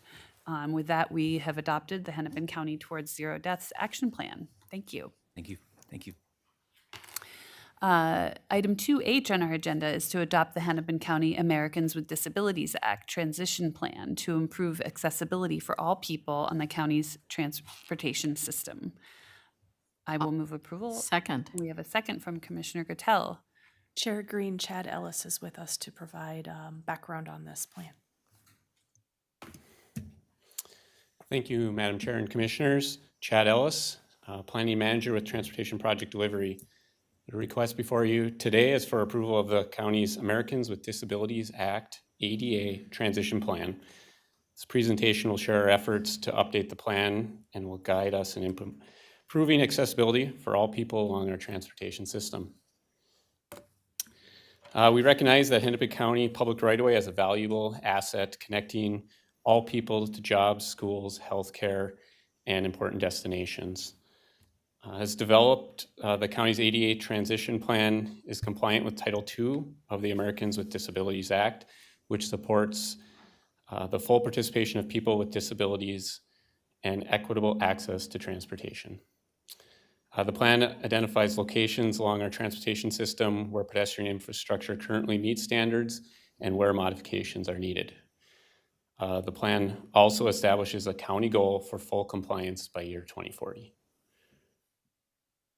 As part of the ADA transition plan, pedestrian accessibility needs are evaluated along the county's entire transportation system.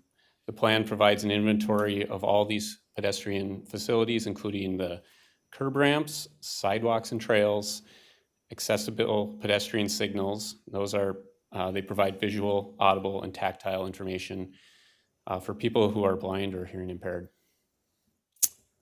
All of these elements are important as people, especially those with disabilities and limited mobility, travel along our roadways. County staff inventoried the sidewalks and trails, the pedestrian ramps, and the traffic signals to determine which needed repair, modification, or replacement to meet the current standards. Roughly 60% of our pedestrian ramps meet current standards, and roughly 30% of our traffic signals provide accessible pedestrian signals. A link to the full inventory is provided in the plan, which will be updated regularly to track progress. On our system, there are 2,200 roadway miles, and it's important that we plan a program with a range of projects to maintain and preserve this system. Each year, we complete a variety of activities, including pavement preservation, rehabilitation, and full reconstruction, and to ensure that we are making the right fix at the right time and in the right location. With all of the projects, we complete ADA upgrades to ensure compliance with current standards and to improve accessibility for all people. In compliance with federal requirements, public input was invited during the 30-day comment period. We had the draft plan online as well as a survey posted to our Be Heard Hennepin site, May 23rd through June 30th of 2025. Staff also emailed people who requested updates on the ADA transition plan, signed up on the website for those updates, in addition to emailing this information to advocacy organizations, senior centers, cities, park districts, and transit agencies to get other additional input. The comments received were incorporated into the plan or will be addressed through implementation and other efforts. Thank you for allowing us to present today and for your consideration. I'm happy to answer any questions you may have. Thank you. Commissioner Gattell. I just want to say that we've had conversations for a very long time. How many intersections, how many places do we really need to make accessible? And here we are. Thank you. This is a lot of work. It's taken over a long time. And I know I've had a lot of calls where I've had to have you speed up a ramp or something around the way. But one of the other things I wanted to mention that wasn't in here, but I know we're working on and doing a great job, is when we do some of these large road projects. When we did the 494 expansion and that work, we made sure that people had access across the bridges. And that delayed other parts of the project. It also cost us more money, but it made sure that everybody had access along the entire construction time of that project. And there are a lot of people with disabilities on one side in a very large apartment building. And so I just want to say those are the kinds of considerations that we're looking at beyond just sidewalks and signals. And that really matters to these people's lives because those are lifelines to their grocery store, to their pharmacist, and sometimes to their doctor. And a lot of them are using a motorized chair just to get there. So I just want to say what the great work that's going on in regards to this, even before this plan was coming out. So thank you very much. Thank you, Commissioner Gattell. Commissioner Conley. Thank you, Madam Chair, and thank you. This is really great. I'm glad to see the progress that we're making and the strides that we're making. I had a question about sidewalks though, because I know that gets tricky sometimes with like cities, counties, but sidewalks are in here. I'm wondering if there's to be ADA compliant, does a sidewalk have to be a certain width? And I'm thinking about, there's some areas that I've seen in community where the sidewalks are really, really narrow, there's no boulevard, it's curb and street. And so in the wintertime, sometimes there's people in motorized scooters that are in the street because they can't get through. You've got poles too in the curb, so that makes the sidewalk feel even smaller. So I'm thinking about sidewalk width and whether or not that's an ADA compliance issue. Is it something that is the city? Is it in this plan? Talk to me about sidewalks. Thank you. Yes, Madam Chair, Commissioner Conley, great question. I think what you're referring to is what we refer to as a pedestrian access route on a sidewalk to make sure that that is clear and free from obstructions. So yes, there is a dimension. I believe like the minimum is right around 3 feet, but preferred is more than 3 feet, at least 4 feet. So yes, so as part of our efforts, we do document where those occur across our system within county right-of-way, and then work with our cities to make them aware and to look for opportunities to remove those narrow sidewalk or obstructions that may be there, but definitely know where those are, and a lot of our capital improvement program projects are addressing a lot of those concerns. Thank you. Commissioner Lundy. Thank you, Madam Chair. Just a couple questions. I just want to advocate for whenever possible, we also look at refuges in the middle, like those larger roads, which I think are going to be more county, or people who, need more time to cross. And even if and I know you guys are engineers, have calculated that they can get across. Sometimes people move slower, they're more nervous, and they're looking at the clock, and they're like, well, I don't think I'm going to make it, even though they might. And they don't want to be in the road, especially if you're in maybe you're not fully physical capable, or you're in a motorized, and so they don't make it. And so I think having most refuges I've seen aren't marked, they're just wide. And so I don't know if there's a way to start to do that. And I realize I'm not asking you to go out and construct a bunch, but is there ways so people know there's a safe spot? And I think that's different than just having a place they can pause. And I don't have any good examples. And the other one I just had, and I think Commissioner Conley talked about, is how do these ADA compliant things change during the winter? Because we know how snow gets plowed, we know where it goes. I have seen, and I'll just use St. Paul, they're the worst.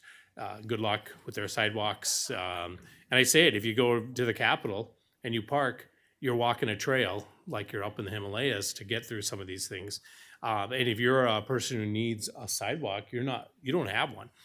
And so different communities do it differently. And so I always worry about when snow gets piled up, and I realize we're clearing the roadways, but then again, to Commissioner we're prioritizing the cars, but people that might need that walk path then have to wait for someone to come clean it out. And then they do end up in the street, or kids catching a bus end up in the street. So not really expecting a response, but the refuge is one thing I think, I don't know what an example of one that's designated so people know it and feel safe versus just a patch somewhere that people stop. So. Thank you, Commissioner Lundy. Commissioner Fernando. Thank you, Madam Chair. First question, how often do we update this? Yeah, Madam Chair and Commissioner Fernando, this is the first time that we've brought this to the county board for adoption. So we do have a plan that was not adopted. It was a staff effort from 2015 that's posted online. This will supersede that. But we plan on updating this more frequently in the future. Okay. I was wondering if the 2015 one I found was the last one. Okay, so then 2 follow-ups. One, I would encourage us to consider a timeline so that we can kind of stay accountable to that. And when that comes forward, I'd be interested in 2 aspects of inquiry. The first is around transit stops, particularly like local service stops. Like on Glenwood, for example, the 9 is a frequented bus that I use, and it's just not comfortable for people to cross the street to catch the other side of the bus, particularly when they're in wheelchairs. And so I don't know how we just think about the transit experience differently or focus on highly utilized transit routes. There's only one or two spots, so I mean, it's for those who've ridden on the bus, if that is taken up, like you have to wait. That's also true for other wheels, but of course, we're focused here on ADA. So whenever this comes forward, and I hope it's sooner than a decade, just the attention towards transit users and ADA best practice versus just compliance. The second thing that I would say, I guess Commissioner Lundy has kind of inspired me here on the scooters situation. I don't know what education needs to occur there, but scooters are being parked just in the middle of the sidewalk. And so if I'm an individual who cannot see or has different mobility needs, the harm to me is just much more significant than otherwise. So those are two aspects that I think greater attention would be beneficial in this plan.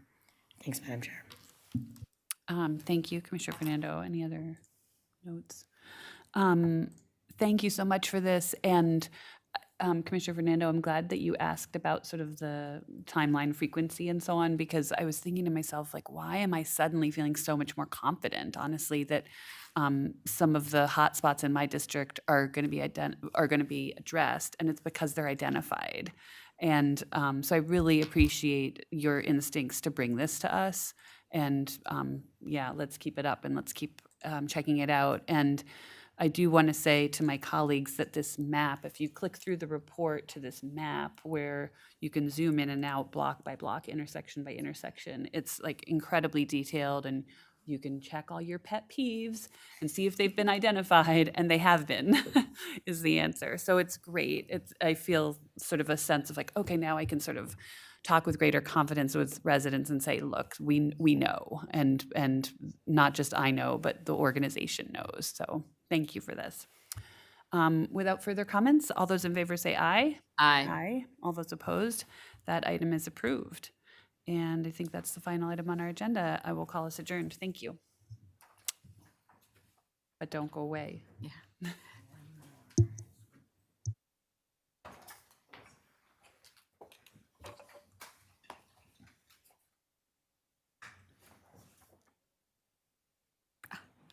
Yeah, don't run off.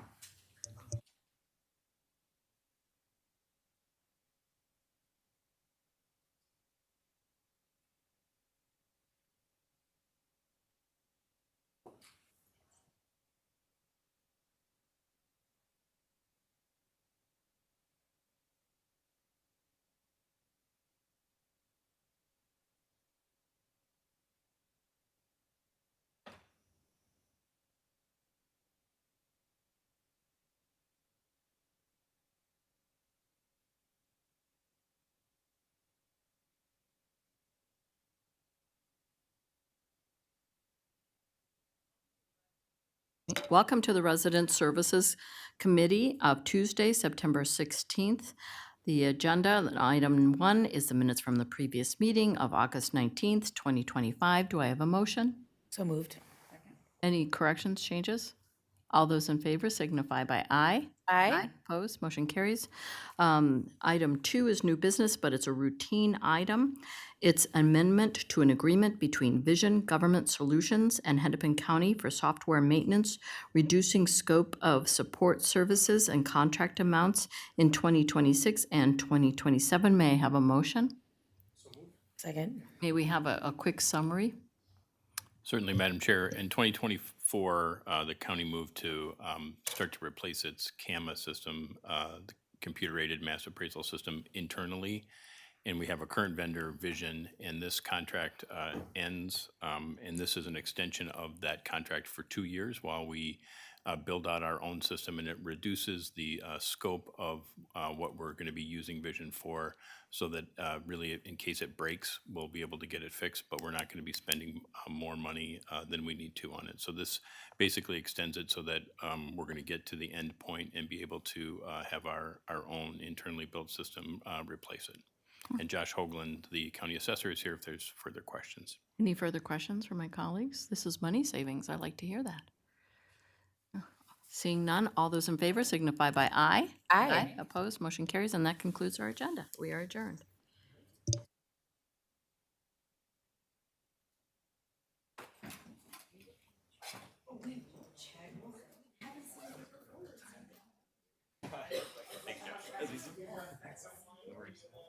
You get to learn about ADA, about roads construction, about zero deaths. It was funny on the layover question. Sherry's out there just talking to herself. I'm like, just get in there. And the chair was like, no. She's like, I read this every time. Progress means it goes.